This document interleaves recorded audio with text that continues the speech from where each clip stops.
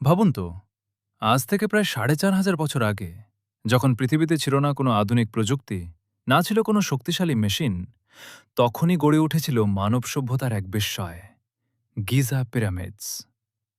এই বিশাল পিরামিডগুলোর মধ্যে সবচেয়ে রহস্যময় এবং শক্তিশালী প্রতীক হল গ্রেট পিরামিড অফ গিজা। এটি নির্মাণ করেছিলেন প্রাচীন মিশরের ফারাও খুফু, খ্রিস্টপূর্ব ২৫৬০ সালের দিকে। এর উচ্চতা ছিল প্রায় ১৪৬ মিটার। বর্তমানে যা দাঁড়িয়েছে প্রায় ১৩৮ মিটারে। প্রতিটি পাশের দৈর্ঘ্য প্রায় ২৩০ মিটার এবং এতে ব্যবহার করা হয়েছিল প্রায় ২৩ লাখ বিশাল পাথরের ব্লক।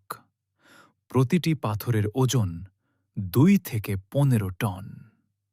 কিন্তু প্রশ্ন হল, কিভাবে কিভাবে হাজার হাজার বছর আগে মানুষ এমন নিখুঁত স্থাপনা তৈরি করেছিল?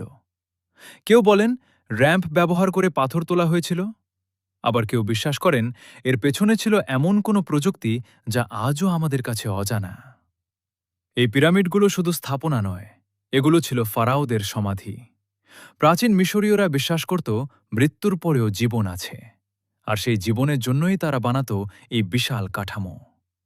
আজ ইজিপ্টের মরুভূমিতে সময়ের সাক্ষী হয়ে এগুলো এখন ইউনেস্কো ওয়ার্ল্ড হেরিটেজ সাইট।